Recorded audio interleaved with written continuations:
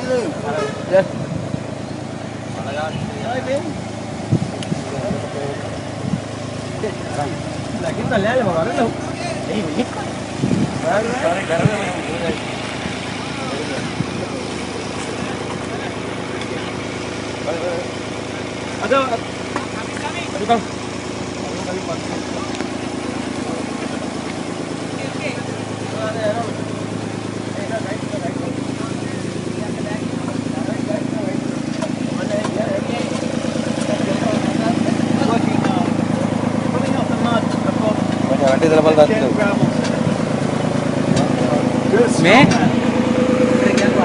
See, and they bring it up in the sack, and they're going to wash it out if it's got any good gem-bearing gravel in it.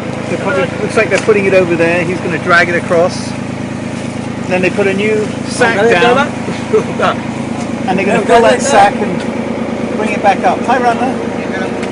So back down it goes. Now, looking at the size of the rope, it looks like it's about 40 feet down. Beautiful Lister diesel engine there, which acts as an automatic winch when they want to use it. Actually, it looks like a lot more than 45 feet. Oh, it's a double-ended winch. That's clever. So,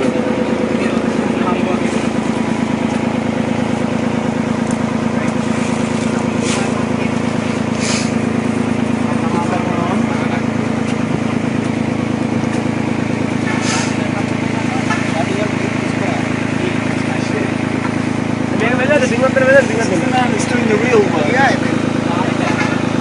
He's the one doing the real work around. Everyone else is just standing around, putting on a little sack, moving it around.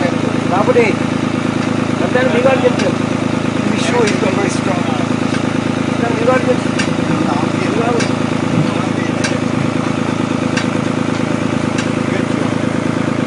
You'll probably do this all day.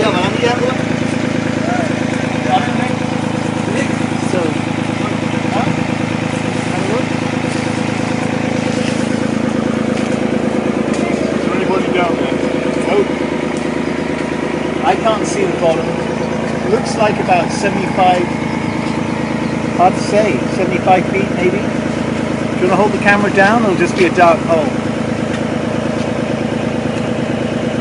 So, okay, moving back out. Let's look at the next one.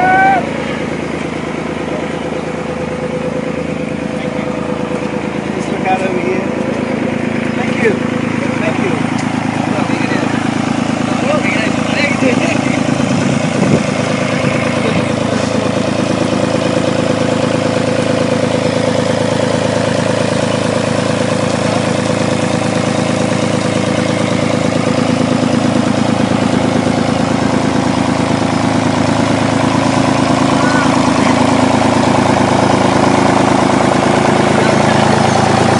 That engine you hear is a Lister diesel engine that's pumping out probably about 150 gallons a minute, would be my guess, maybe more.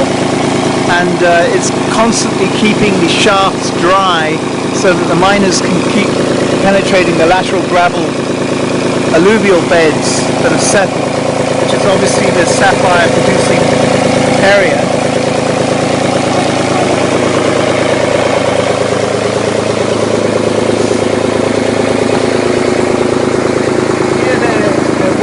Gravels, and you can see the mud stream that's coming off, and they're pumping some of the water they're pumping out of the shaft they're using to wash the gravel out. And you can see, we'll go a bit closer, they're breaking up the clay. They let the clay settle so that they can break it up more easily. He's blasting it with water, which is probably collecting a gravel bed around his feet. And then they're probably going to put it in a sorting tray, which looks like that hopper arrangement over there. And these guys are good. You can see their automated flow, throwing bottles to each other, one shovel head to a bag. They've got a great system going. Not too strenuous, but very repetitive, so they can keep the ribs going. If I walk over there, I'll be breaking up their flow, but let's just see if we can see any gravel.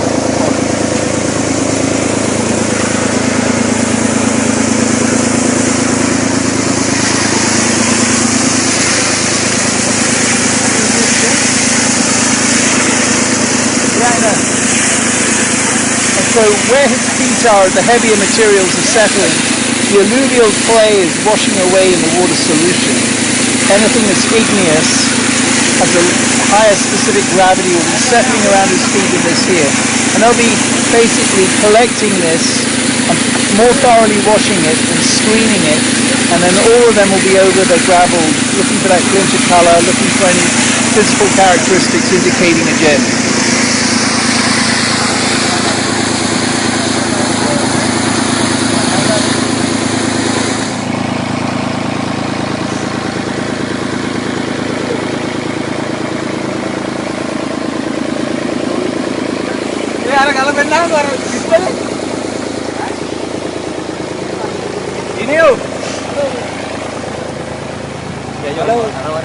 Well, this is mostly quartz here. You can see the sand that they've washed out of the gravel, out of the clay rock. Obviously it's all been picked through.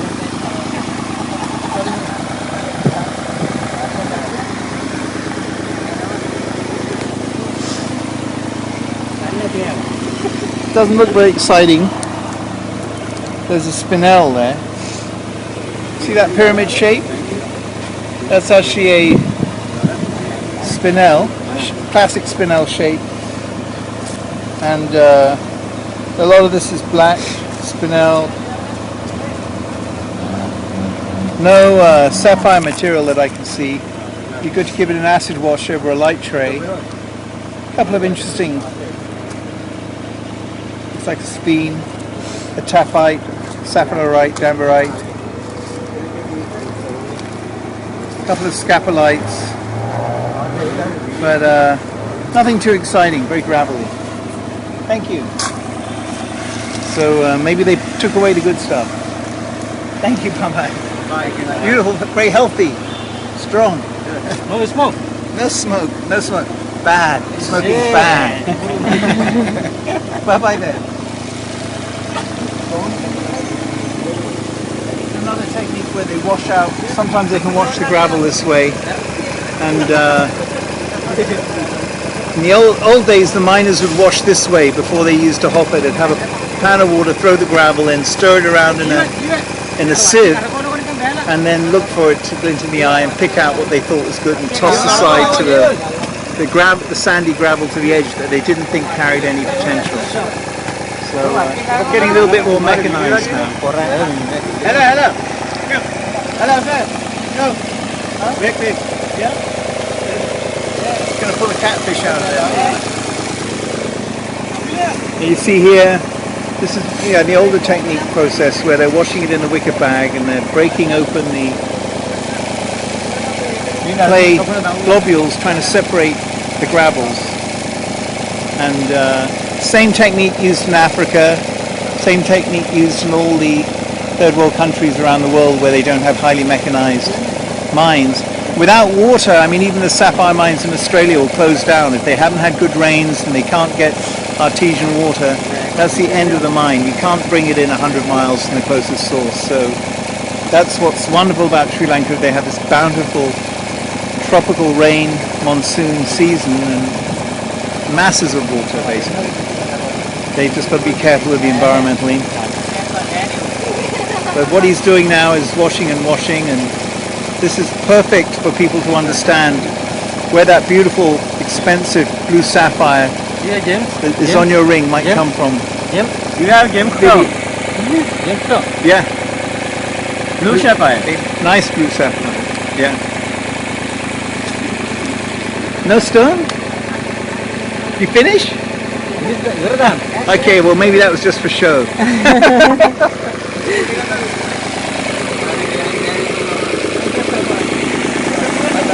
Bye-bye.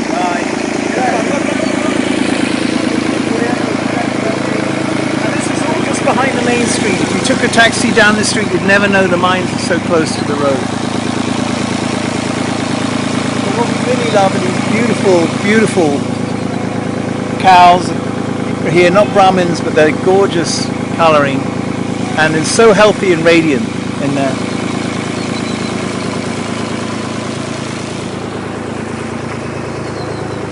Want to go up and stroke them and pet them, and I've met really lovely friendly cows in India, but I think these cows are probably a little bit more indifferent. They don't need human kindness because Mother Nature has given them so much. So they're just happy feeding off the land and wandering around. And really lovely to see. Really, really lovely to see.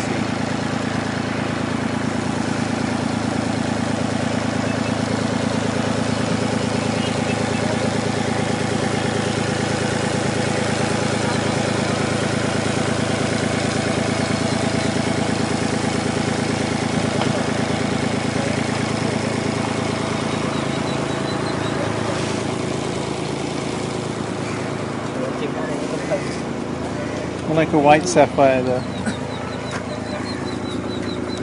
Quartz? Yeah.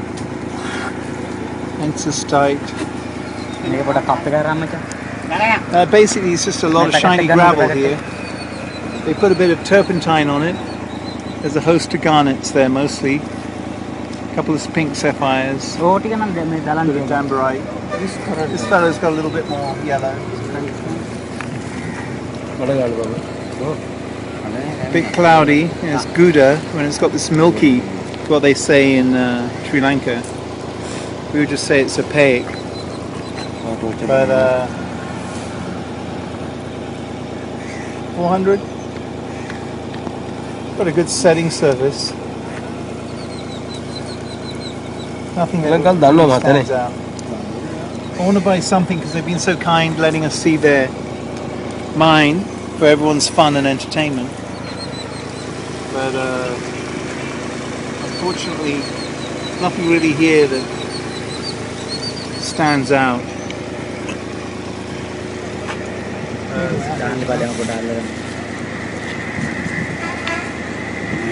That's a bit milky again. You guys are offering 400 for this, 500 for that?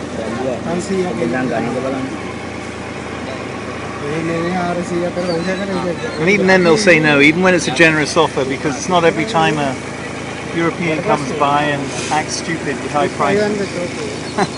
Okay, 500. Yeah. Very nice crystal specimen, almost white sapphire, you really couldn't call it a yellow.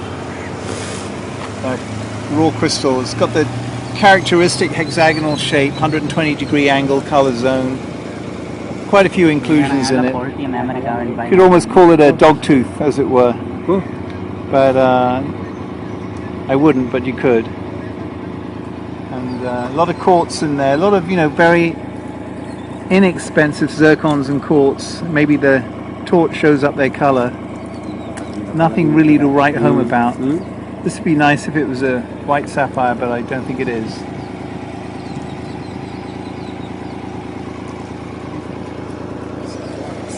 Quartz, yeah.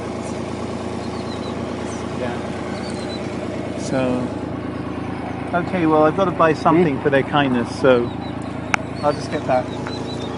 I don't need it, but we had fun, so it's good to leave with a smile. Is that the same piece? Yeah. Not good on the teeth, but use your mouth to keep things in too. So that's everything?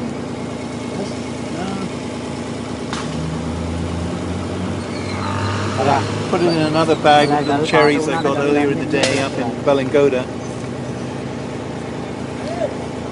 And thank you. Thank you very much. No, thank you.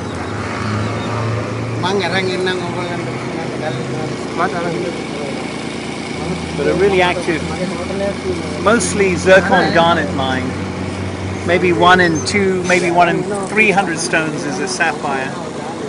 But mostly pyrope, not even almandine garnets. But nice colours there nonetheless. A few grossulas. And okay, great. Thank you. Okay. Oh, no.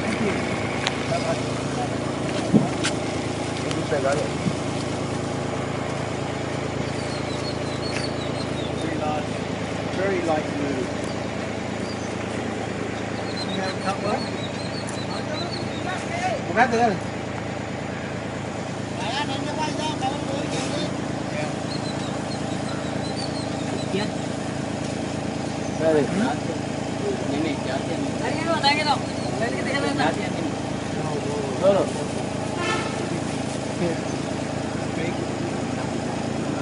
හරියන්නේ මම